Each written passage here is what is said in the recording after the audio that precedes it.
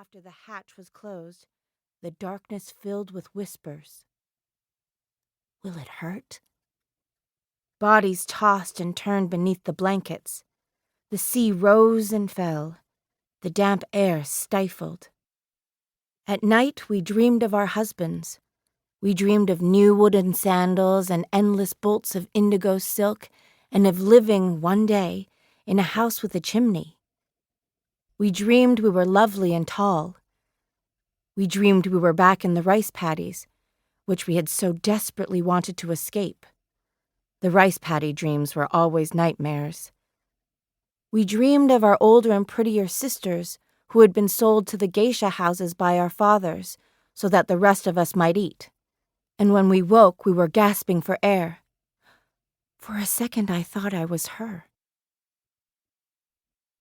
Our first few days on the boat, we were seasick and could not keep down our food and had to make repeated trips to the railing. Some of us were so dizzy we could not even walk and lay in our berths in a dull stupor, unable to remember our own names, not to mention those of our new husbands. Remind me one more time. I'm Mrs. Who? Some of us clutched our stomachs and prayed out loud to Kanon, the goddess of mercy. Where are you? While others of us preferred to turn slightly green.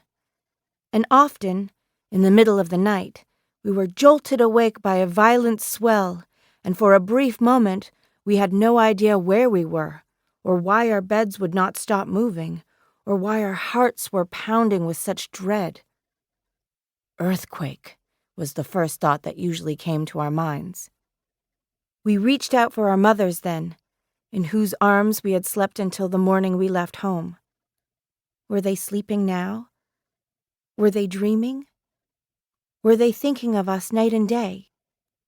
Were they still walking 3 steps behind our fathers on the streets, with their arms full of packages, while our fathers carried nothing at all?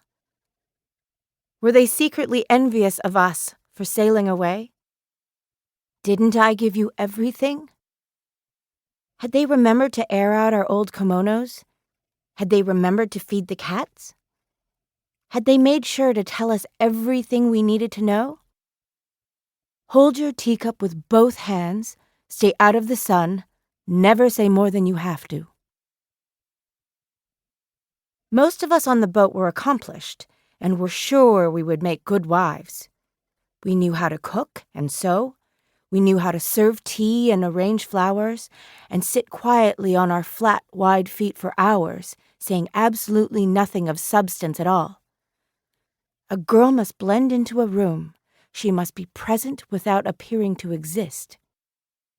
We knew how to behave at funerals, and how to write short, melancholy poems about the passing of autumn that were exactly 17 syllables long. We knew how to pull weeds and chop kindling and haul water, and one of us, the rice miller's daughter, knew how to walk 2 miles into town with an 80-pound sack of rice on her back without once breaking into a sweat. It's all in the way you breathe. Most of us had good manners and were extremely polite, except for when we got mad and cursed like sailors. Most of us spoke like ladies most of the time, with our voices pitched high, and pretended to know much less than we did.